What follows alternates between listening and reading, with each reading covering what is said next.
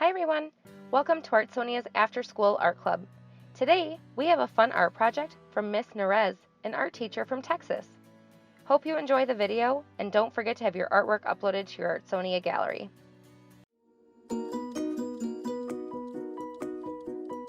Hi, I'm Mrs. Nerez, and I teach art here at Lakeside Elementary School in Coppell, Texas, and right here with you. In this lesson, I'll be showing you how to make a koi fish pond painting.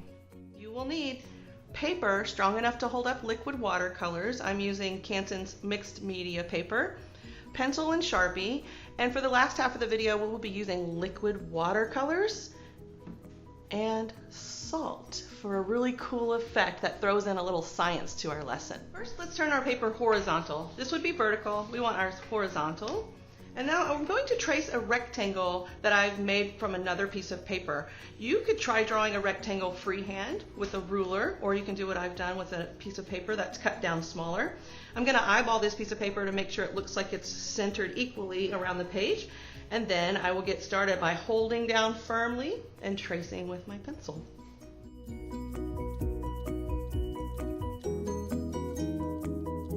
Next, we'll start with a really simple U shape to begin our koi fish. You can see the top of its head looks similar to the letter U. So you can begin any part of your drawing you want. I'm going to start right over here, and I will make my U overlap this line so it looks like my koi fish is coming out of the pond and back into the pond. So starting with that letter U. Next, we'll draw a line that curves as if our fish was taking a turn in the pond. All right, long curve. And then we're going to try to bring these two lines a little closer together like this. So I'm going to curve this line and have it come a little closer so that it gets a little thinner here. Thick here, thin here. All right, so if you were to take a look at a tail fin of a koi fish in real life or in many different paintings you might find online, there's so many different ways to draw them. When they're swimming in the pond, they move and flow freely, so there's almost no wrong way to draw these.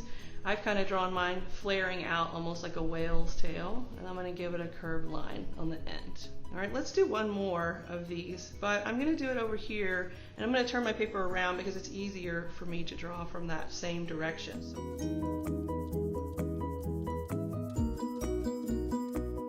Don't forget to pause if you need to.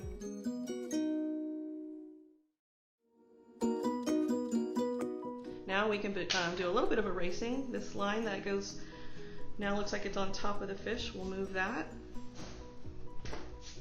And we're going to need a few more types of fins. These are the tail fins, and we'll also have the one that's on top of their back. It's called the dorsal fin.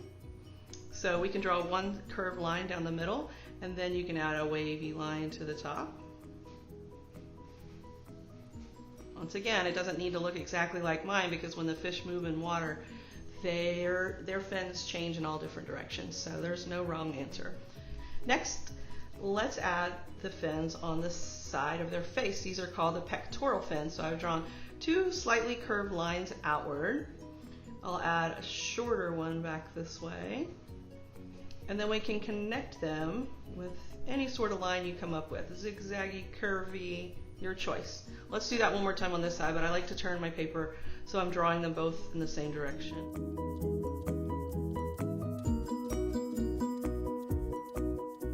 So let's add some eyes. Their eyes are on the side of their face, so you're only going to see part of the curve, not the entire circle.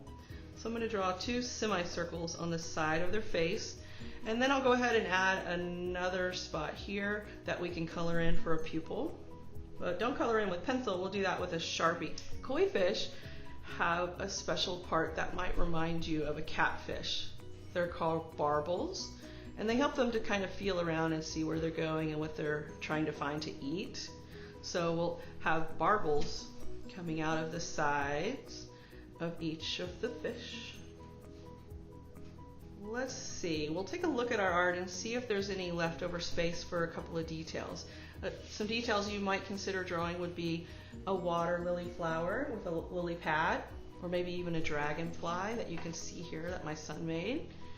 All right, let's see, maybe right here I'll have enough room for a flower. So water lilies don't necessarily have a circle in the middle, but I really feel like having that circle there helps you figure out how to get your petals on, like you're making a sunflower or even the sunshine.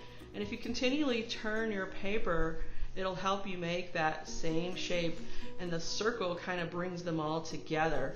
And if you want to erase that circle in the end, it was really just there as a guide to help my petals come together in the middle, because water lilies typically have pistils and stamens. They're these little wormy looking guys that stand up, and that's where all the pollination occurs. So I'm going to draw a few of those curvy lines, and then they have a little circle on the top where the pollen is collected. So we could leave that flower the way it is, but I like to add another layer of petals behind each one. Lily pads are the leaves that go with water lilies, and they don't really grow on top of one another, but oftentimes they're depicted that way in art and in nature also, when they kind of accidentally just collide together. So I'm forming a circle-ish kind of shape, and then I'm going to put a V for the part of the leaf that's cut out. A lot of kids like to tell me it looks a little like Pac-Man. All right, so we got that. And perhaps to balance it out, over here is where I could maybe draw a dragonfly. So I'll start with a really long, thin oval, a little skinny hot dog. And then I'll add beautiful, beautiful wings. They're actually, that one kind of turned out a little pointy on the end, but if you'll make them round, they'll look a little more realistic. There we go, fixed it. We'll do one more to go along with on each side. All right, and now we have a beautiful dragonfly that we can paint as well. Okay, for this portion of the video, I am going to cover up every line that I drew with a pencil, covering it up with a Sharpie. And being careful that when an object sits on top of my frame, I erase the line that's on top of it. We just want the line to look like it's going underneath the water lily.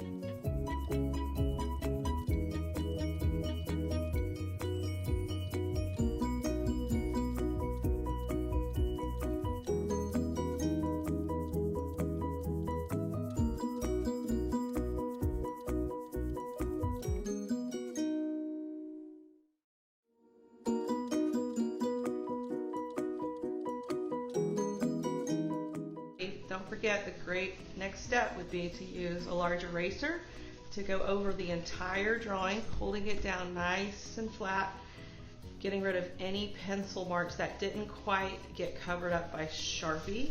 This is also a good chance for you to notice anything that you might have forgotten to outline. And for some of the black spots that I want to have on my koi fish, I'm going to use a little bit larger of a Sharpie and just color some in. So you can watch me do that. In just a moment, I'll show you how to use your paints.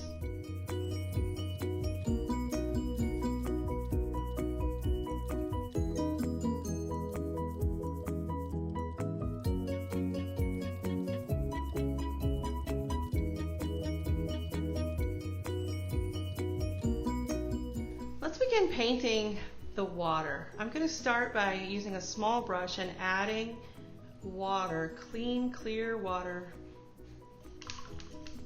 I thought was clean and clear, to the background. This is called a wet on wet technique. It kind of helps your watercolors move around a little more easily and not soak into the paper greater at some points than others. So this little tiny section of water is now wet, not super wet. We don't want the water to go everywhere. I'm going to start with a teeny tiny bit of blue on my brush, and when you put that on, you can kind of see it moves with the water. So you're going to have to be careful if you want it to not go out the edges. All right, so I'm putting a little bit of blue, which turned out to be a lot of blue in that small of a section.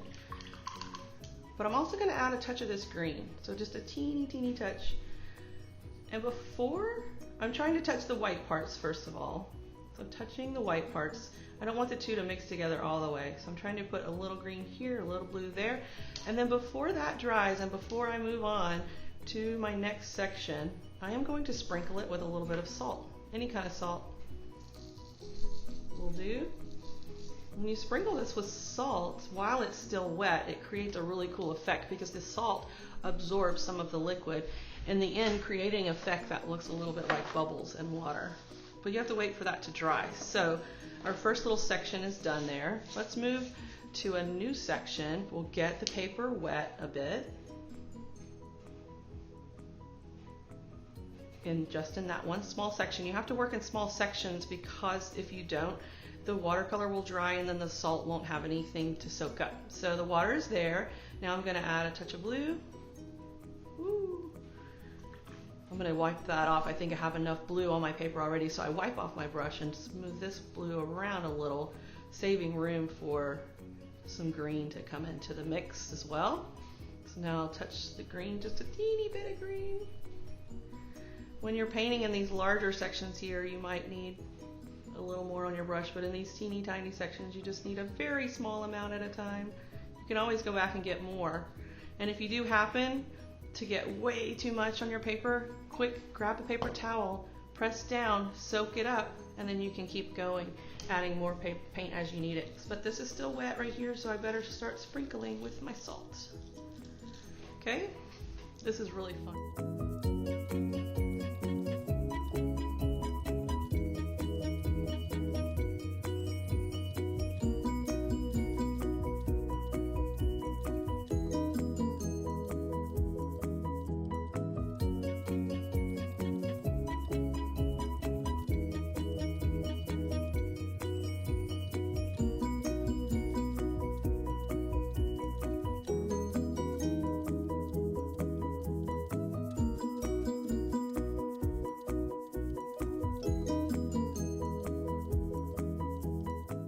So I've let my paint dry. The salt has done its job soaking up some of the colors.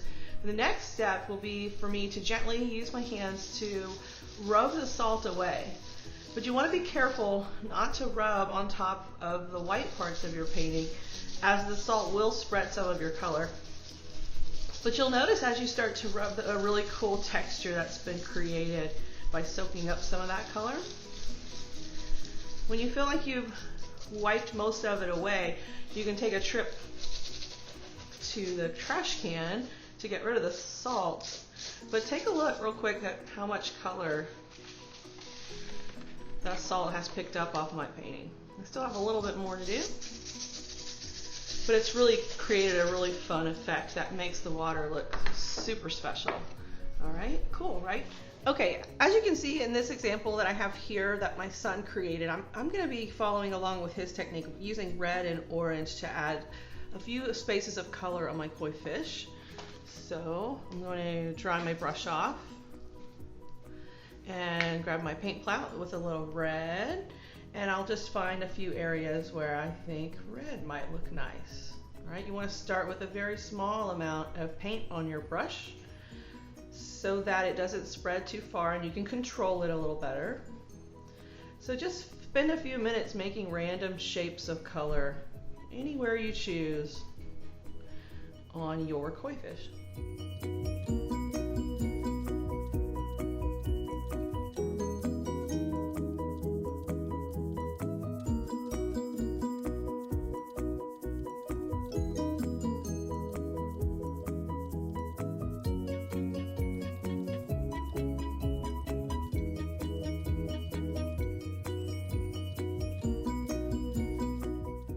So after you add a few layers of different colors of your choice, you can also come back with a little bit of the water from your cup and go over the edges of these colors and pull some of the lighter values out to make it look a little bit more natural.